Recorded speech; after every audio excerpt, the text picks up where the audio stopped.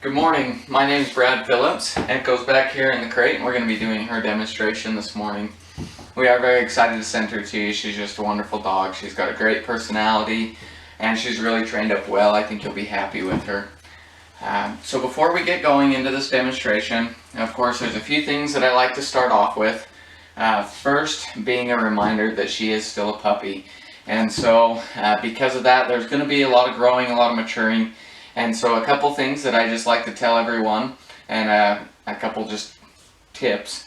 Basically, one, with any type of dog training, and it's especially important with a puppy, is consistency. You want to make sure that you're consistent in giving feedback, whether that be rewards or corrections. And consistency is really the key to dog training. And if you're consistent, then she's going to live up to your expectations. The last two things I want to mention before we pull them out and start going through the whole demonstration is your marker and your correction term. So first, our marker is okay. So okay marks the correct behavior as well as releases from a stay. Now our correction term is no or nope, and for that I kind of treat it like a misdemeanor felony type of deal. Regardless, if she does something wrong, like she jumps or breaks a stay, anything like that, she's going to get a correction. And so I treat it kind of as severity. So if she does something simple like breaks a stay, I'll tell her no, and I'll go and do that command again. Now if she jumps on me, I'm going to be a little bit more harsh in the command, or if she tries to steal food, I'm going to give her a real firm no. And by adjusting your voice fluctuation and your body language, that's what's going to determine the severity. And those are the two things that dogs read the most, are your voice fluctuation and body language. So with that, we're going to talk about socialization for just a second, and then we'll pull her out and we'll go through her manners, her obedience commands, house training, and leash training. So socialization is the most important part to any dog. That's the most important thing you can do. And so right off the bat, we spend 2 full weeks working on nothing but socialization. And so when we do that, she stays with one of my trainers and gets used to different people, different places, sounds, animals, as many new situations as possible.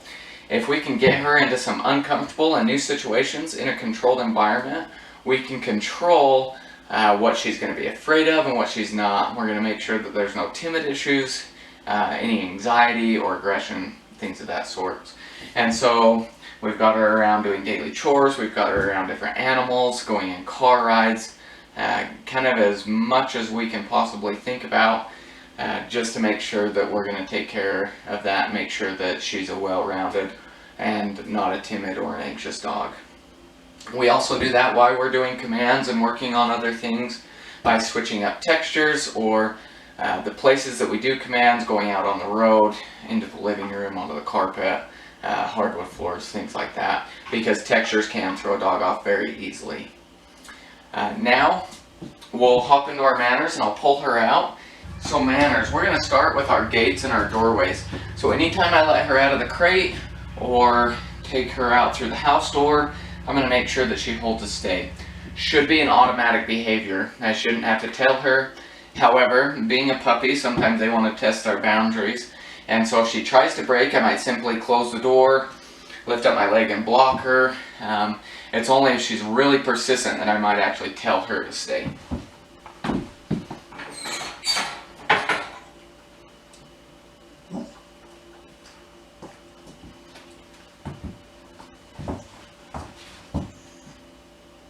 Okay, good girl. Now I'm going to hook a leash on her and we'll show you the house door when we go outside. Girl. So the following manner would be her greeting. So anytime I call her to me, come here Echo. Before she gets any attention, she's expected to sit. And so that does a couple things for you. One, it's keeping her from jumping on you or wrapping up the leash. But the most important thing it does, it gets that eye contact. You know, a dog has a single track mind. Whatever they're looking at, that's what they're going to be thinking about. So if you have that eye contact, you know you have her attention. Oh. You're a good girl. So next would be her mealtime manners. Now, anytime I feed her, I'll have her do a sit stay. Now she's very driven by food, and so actually normally I feed her with a slow feeding bowl, but where I'm just giving her a little bit, I won't use that. But I'll tell her to stay. Now, during these stays, we work on what we call the 3Ds, and that's distance, duration, and distraction. So of course, distance can be from me to her, from her to her food bowl. Talking is a huge distraction, and of course, duration, just lengthening the time or keeping that variable.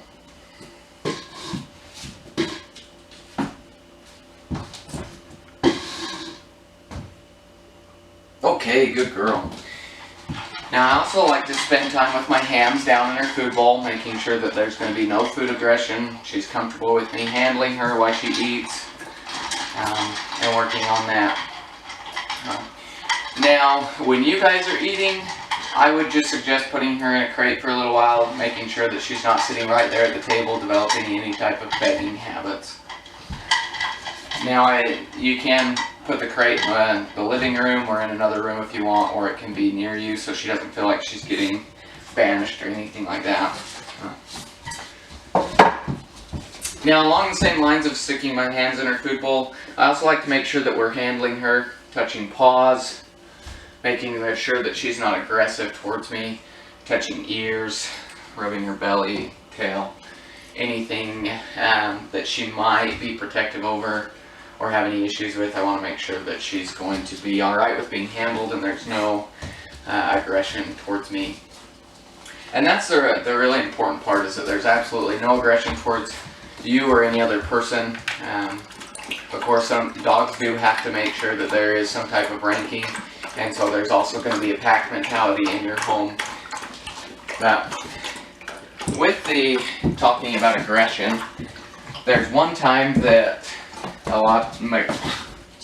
aggression is mistaken, and that's usually pertaining to children.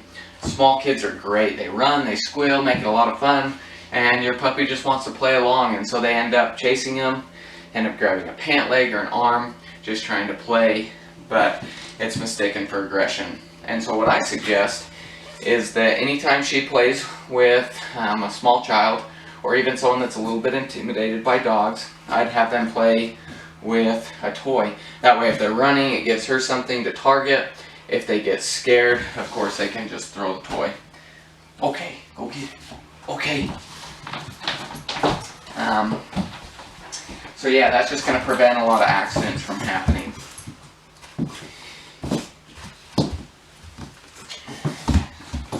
Good girl. So next we'll talk about jumping.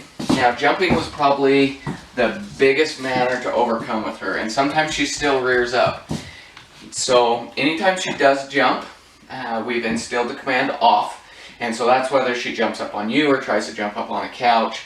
Tell her off, a really firm off, and expect her to get down.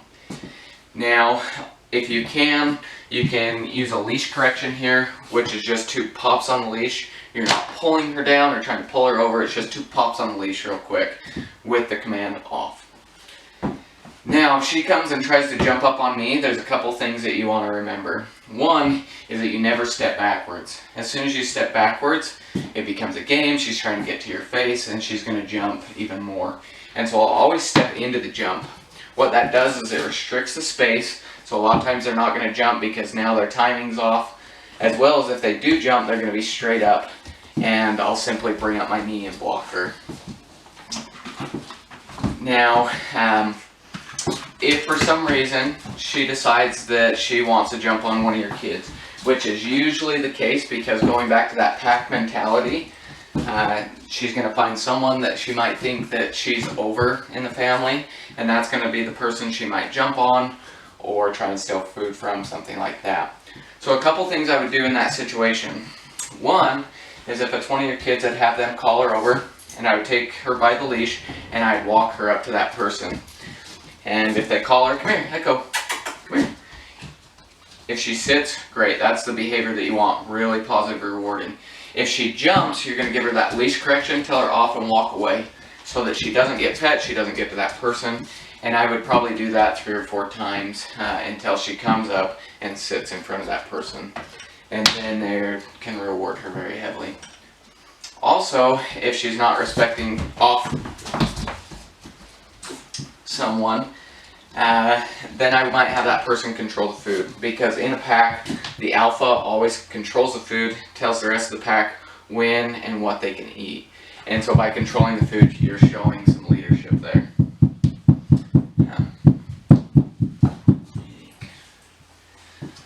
So next would be her chewing. And so chewing is also going to be a really big manner, just because she's still teething, she has a few more teeth to lose, and so she is just going to need to chew. And so we train on a base of avoiding and replacing. If you can avoid giving her free access to toys, to shoes, to things like that, of course that's going to be your best way to prevent any accident from happening. However, it's not really possible in your home. There's always something she has access to. And so that's when replacing comes in.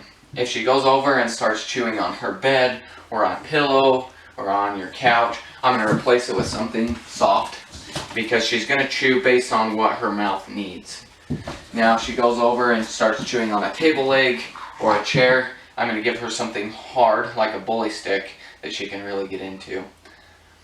Now the next part of chewing, and probably the biggest reason for chewing, is boredom.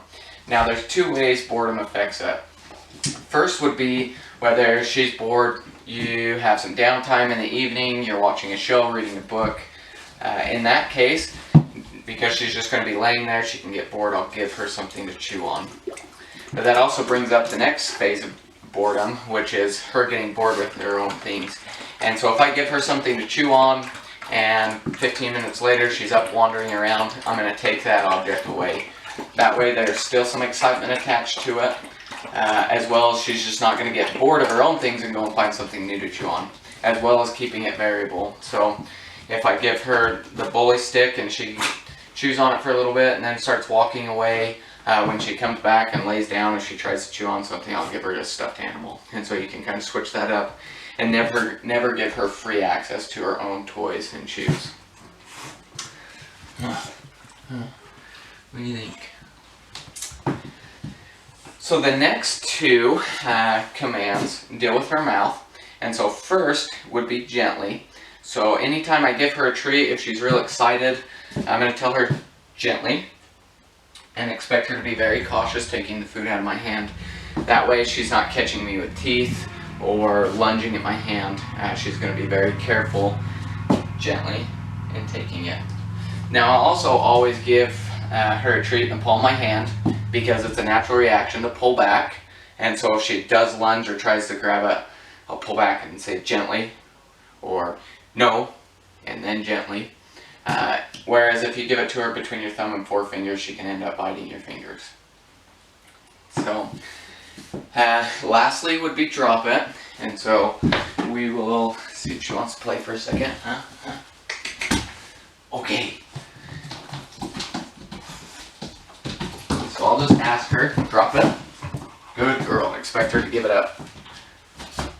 Okay. But she doesn't have to stay on her bed, but that as a command, and I can tell that she's waiting for her release, so that's why I'm just giving it to her. So let her grab a hold of it. Drop it. Good girl. Now, come here. She is great at drop it, but here's a couple tricks. If she doesn't, if it's long enough, what I'll do if she doesn't want to give it up is I'll take it on both sides and I'll hold it really firm, and so it becomes unappealing to the point where she just lets go. Also at that point, you can turn your knuckles in and you'll just pinch her lips against her canines a little bit. It doesn't hurt her, just causes a little bit of discomfort, will cause her to open her mouth. It's only if she has a hold of something important, she just doesn't want to let it go, that I'll just reach in and I'll push down on her tongue and she'll just open her mouth and spit it out.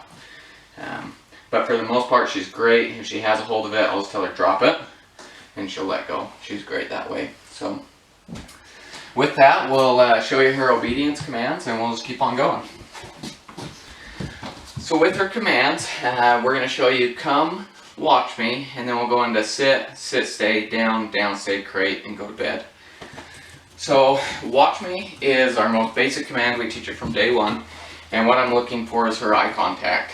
And so watch me, Okay, good girl. See how she just turned and looked? That's exactly what I want.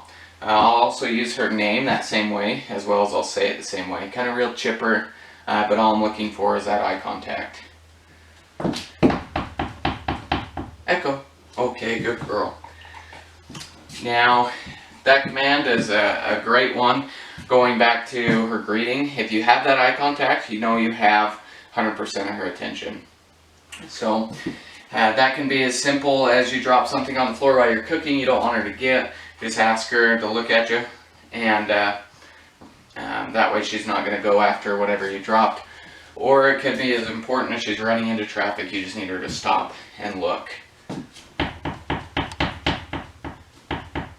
Look away a little bit longer, huh?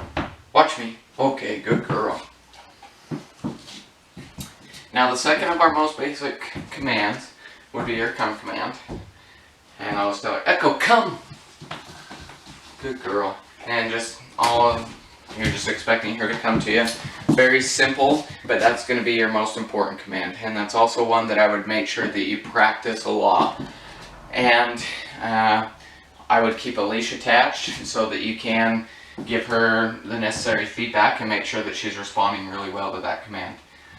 So I like to keep a rule of about 10 to 1, making sure that there's, 10 times that she's out running around that you ask her to come and give her a reward, for the one time that you just have to call her to come and you just need her to respond. Echo, come! Good girl. Now the reason it's so important that you make sure that you're rewarding this command and making sure that it's so important, or so critical, is just because a lot of times people ask their dog to come when they're doing something they want to be doing, but it's time to go home, it's time to be locked up, or end the behavior, and so they quickly build a negative association with the command. So I would just make sure that you practice that one a lot. Echo, come! Good girl. Good girl. So the next few commands have hand signals. The first is sit, which is a scoop over her nose. That's all it is that. The next command is down, and I'll just take my hand down, and then stay is a stop sign. And so we'll pop her up right here. Come here. Sit. Down. Stay. Now, if she's in a down stay, she's never allowed to come up. At that point, if she did, I would correct her and have her do it again.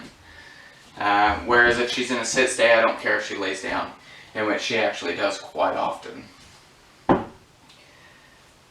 But also work on those 3Ds, distance, duration, and distraction. Really build a solid stay.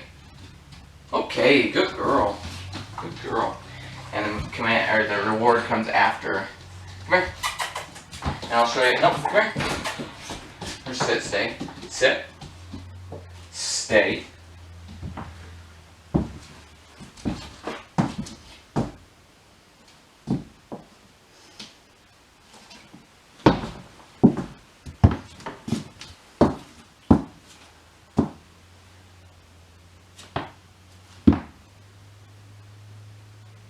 Okay, good girl.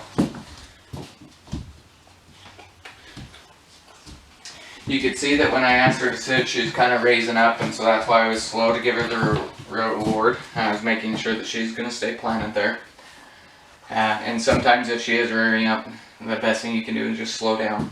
So now, Crate and Go to Bed, they don't necessarily have a hand signal, but I always put myself in a position where she can read my body language, as well as I just point, kind of move towards the object. And so, come here, Echo. Crate. When I tell her the crate command, I expect her to go in. She's also expected to wait until release before she comes out. And the reward I'll give her when she goes in, because some of the time she's going to be locked up. Okay, good girl. That's also a command that I would practice frequently, so that the only time you're using it isn't when she's going to be locked up, because then she'll build up a negative association and not want to go into her crate. Crate. Good girl. Okay. Now the same type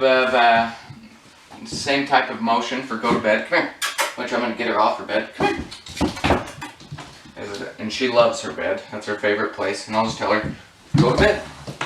Don't care what position she's in, as long as all 4 paws are on the bed. As well as she is expected to stay until released.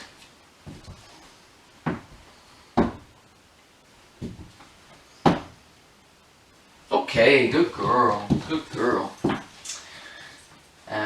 So now I just want to talk a little bit about her crate training and house training, and then we'll start talking about her leash training after that. Crate.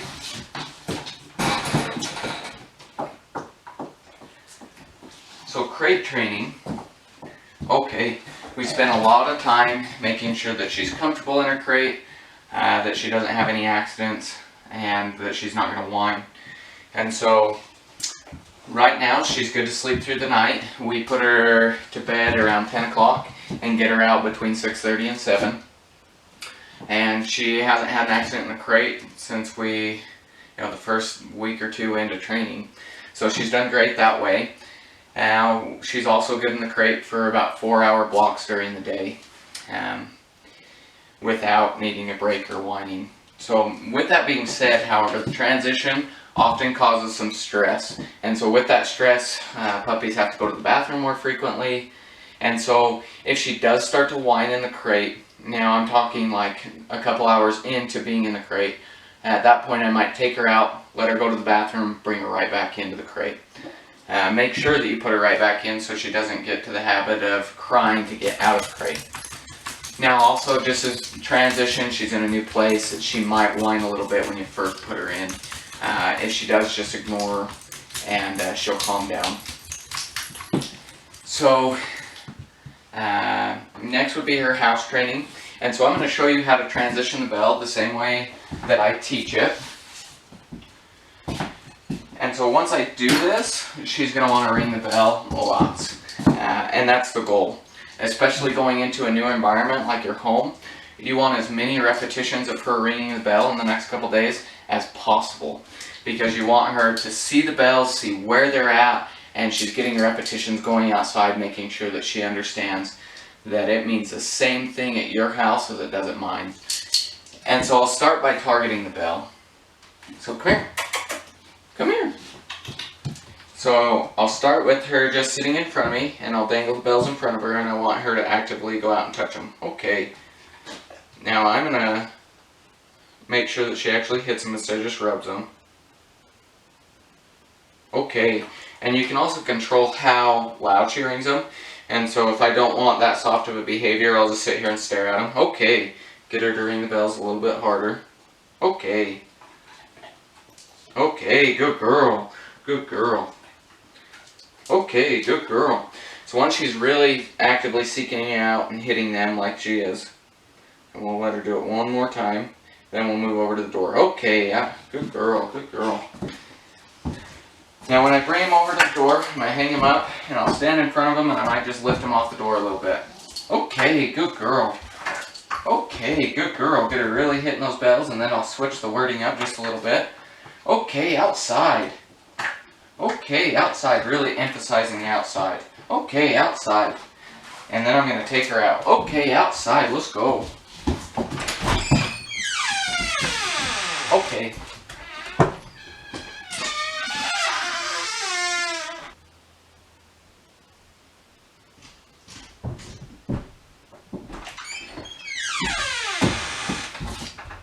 Okay. Also expecting her to stay at the door. Now when I take her outside, I give her maybe a minute to find her spot. And as soon as she goes, I tell her, get outside, good girl. I'll make it very rewarding, not only with food, but with petting. And then we come straight back inside. And so anytime she hits the bell, we come straight back inside after she uses the bathroom. Now, after I do that little exercise, and you go out the first time, I'd come right back in, have her ring it 2 or 3 more times, and then go back out. And I would do that probably 3 or 4 times, just getting those repetitions really quick and together. And if she doesn't go to the bathroom, there's no reward, you just come right back in. Now, once you do that, she's going to be excited about hitting the bell. She's going to get treats every time she touches it. And so at that point, I'll set a timer for 30 minutes. And every 30 minutes, I'm going to take her over, have her ring the bell, give her a treat, go outside. When she goes to the bathroom, very positive, very rewarding. Good outside, good girl, here's some food, some petting. It's very, very positive. If she doesn't go, there's no emotion, you just come back in.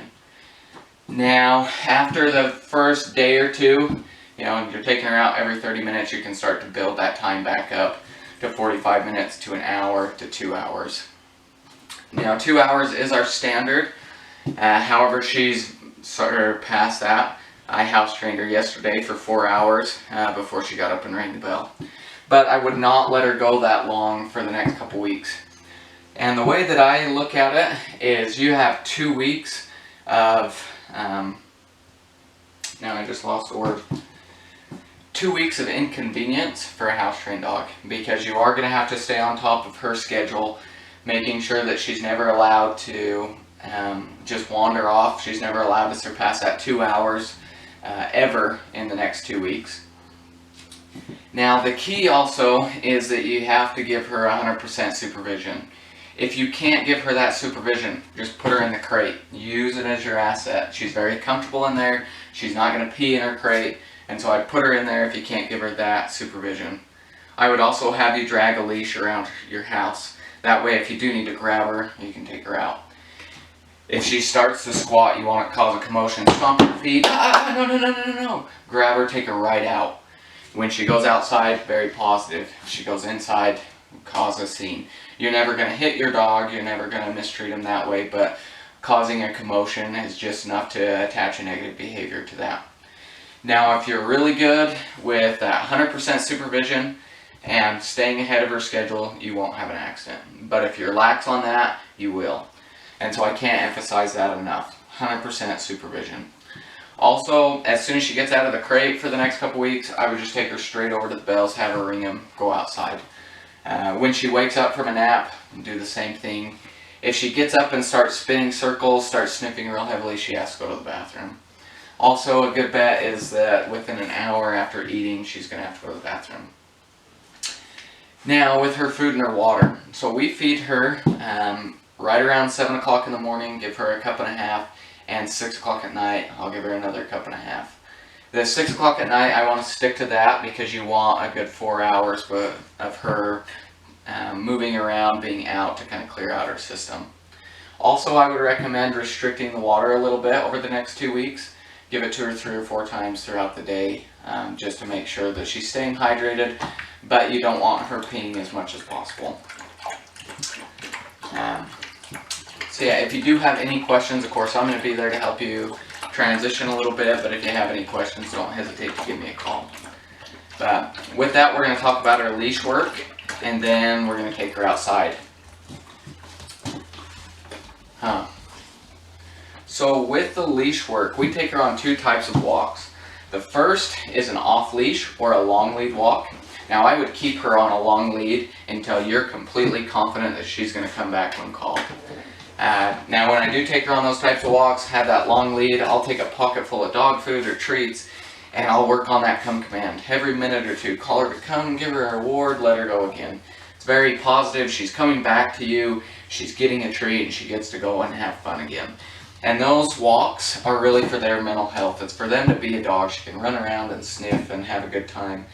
And randomly, you call her back, I'll take a handful of that dog food and I'll throw it on the ground. You're just being very positive, and she's having a good time. And after, as soon as she's really being good with coming back to you, then I would take her off leash, but I want her to keep checking in. So the second type of walk, which I'm going to go outside and show you, is her attention walk, and that's getting from point A to point B. And there's 2 commands there. The first is easy, and that's just if she starts to pull, I'm going to stop, tell her easy, give her a leash correction. Expect her to put the slack back in the leash and stop pulling. The next is let's go, just signifying we're moving. And so we're going to go out onto the road now, and I'm going to try and get her to pull a little bit so you can see how she responds, as well as you can see how she responds on that walk. So when I do take her on a walk, I like to have her sit first to get her attention, get her kind of focused, and then I'll tell her, let's go.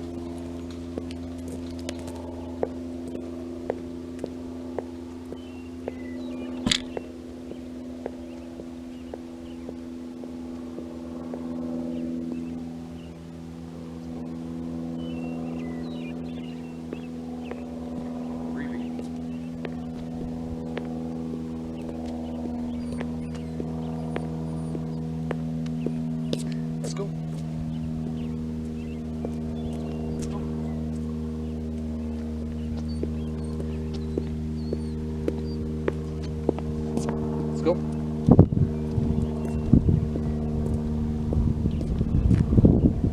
So that's exactly what I want. I want that J shape in the leash.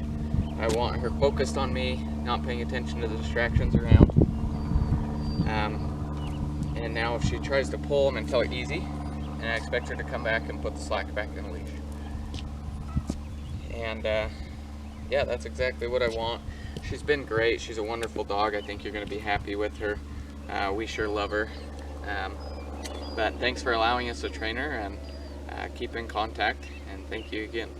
Let's go.